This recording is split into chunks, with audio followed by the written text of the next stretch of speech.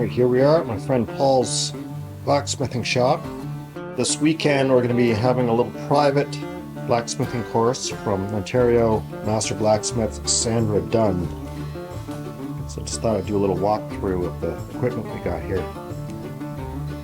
We've got a local blacksmith, a guy named Benoit. I don't know his company name, but he's making some really nice blacksmithing equipment here, like this little striking unit, whatever it does. Got both a propane and a coal forge. Little propane forge right here, and then of course the coal. Bunch of anvils ready to go. I'm just gonna make a new stump for this one because this stump's a little on the wimpy side. It's kind of falling all over the place. There's a really beautiful old English anvil.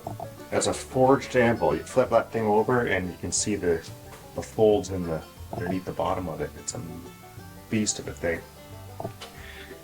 And I don't know what the story is behind this one. Also English.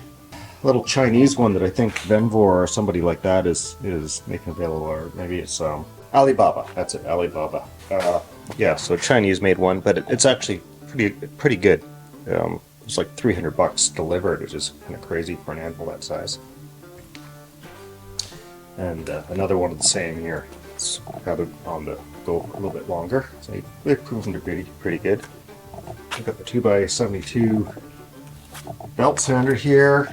We've got power hammer.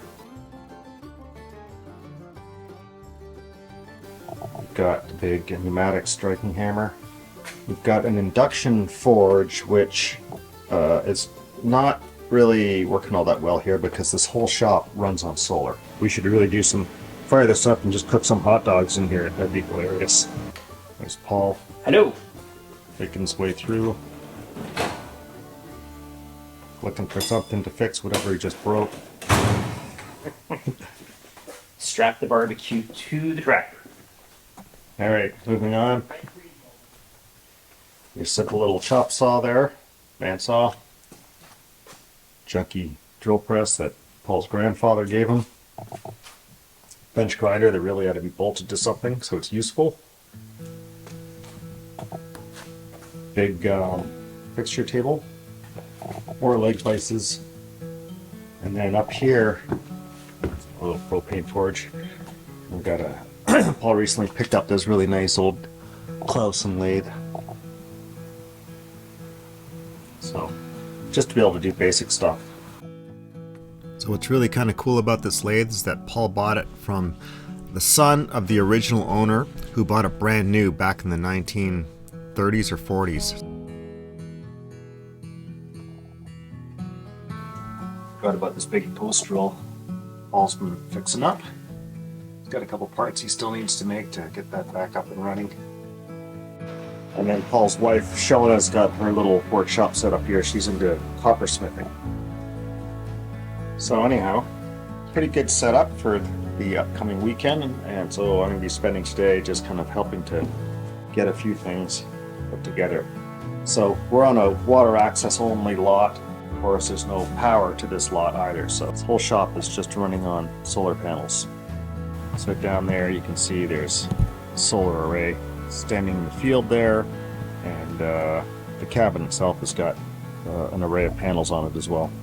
The whole shop is set up with VFDs, so all the equipment that is in here is all three-phase, and that's specifically to be able to use the VFDs, because on the solar array it makes more sense than trying to go to a single phase apparently. However, for the induction forge, that's the one thing that draws the juice so hard that it's not really practical to use that. So I think that's going to go back to the city.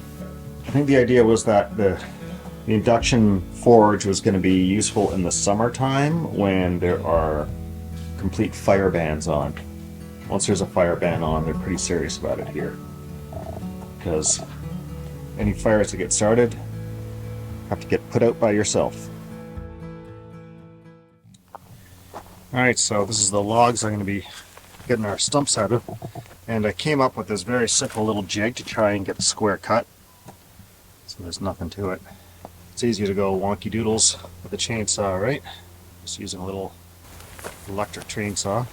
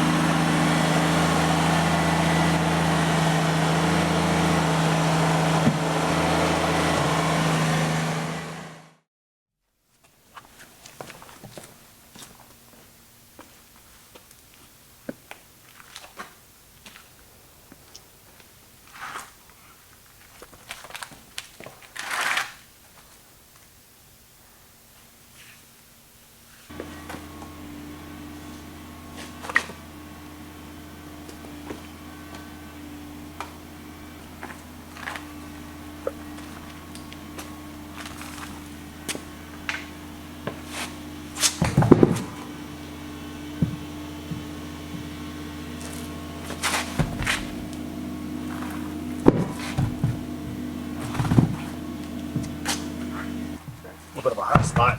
A little bit of a high spot. Across there. Let's see what we can do.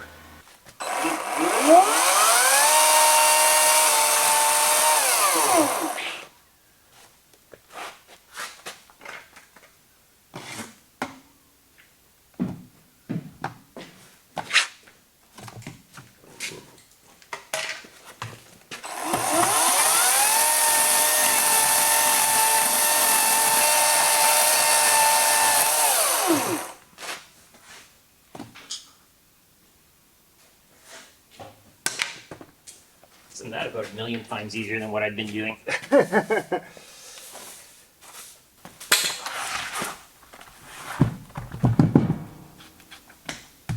Oh, yeah, one bad axis. Give her a tip here.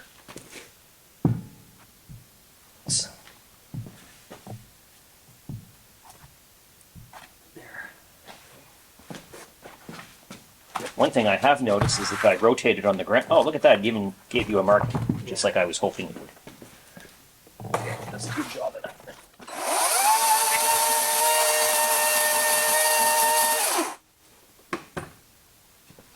I think you're still high here and here.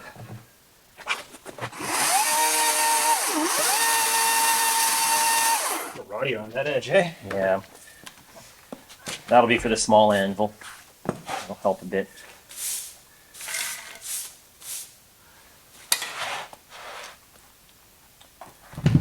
It's that sapwood problem. Get some leveling to do this. Yeah. But that's not too horrible. Yeah. And this one's not as critical. Yeah, that's good. That's just the other side. That did the ticket. All right. Give me a level on that. Go higher. Okay, so we got about a 3/8 of an inch to shave off this high spot here. A 1/4 inch on this side. Oh, well, it'll do. Okay. The roddy parts will fall apart pretty quick. The sapwood will come off pretty quick.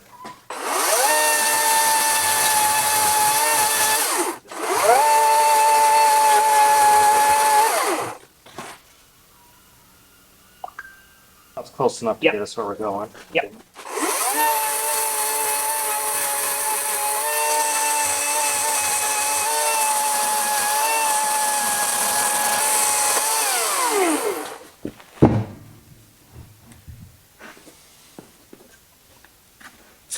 It's the advantage of small anvils. That's good enough for rock and roll.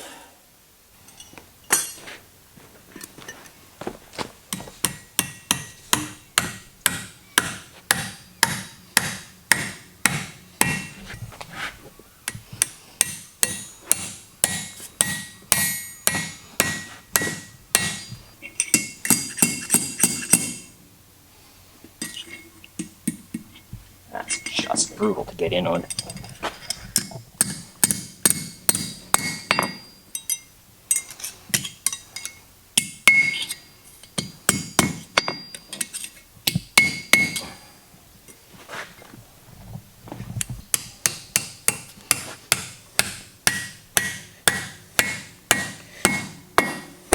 When we have the forge lid up, we'll forge a 4th one because the 4th one to come off was just way too short.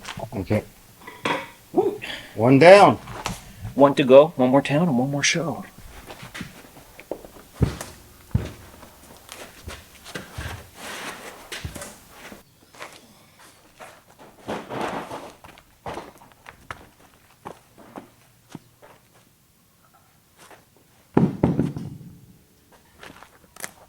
This one's not liking its bark. Take it off.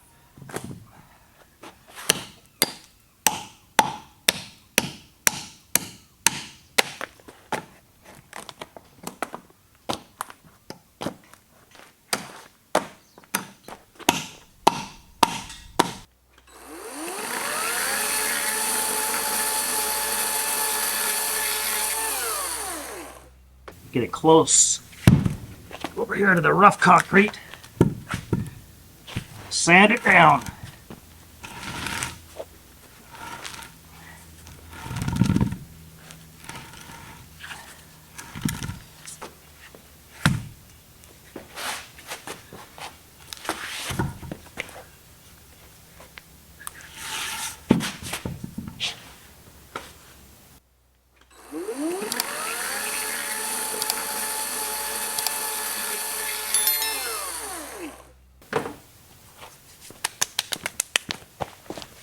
And number 2.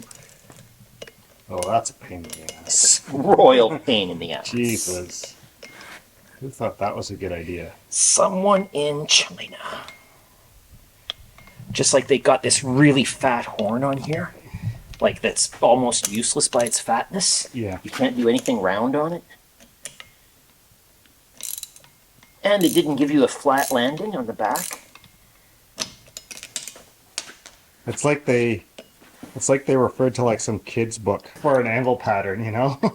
Like this one's great. This one is just at the shipping limit, like 60 kilos. Yeah. And same make, same Yeah. ordering. The horn on this one is actually nice. Yeah. And this one's 10 kilos less. Yeah. And the horn is shite. They could have made it 15 kilos less with a nicer horn. Huh. So, Mm. go figure. Yeah. Ah, there we go. Just need a staple to go on that one. This guy's all finished up too. Alright, we're ready to fire up the forge. Because my man, Lucky Dog Bob, says I gotta have a dog in every video if I want to go viral. This is Tilly. Give me that knucklehead. Let's go.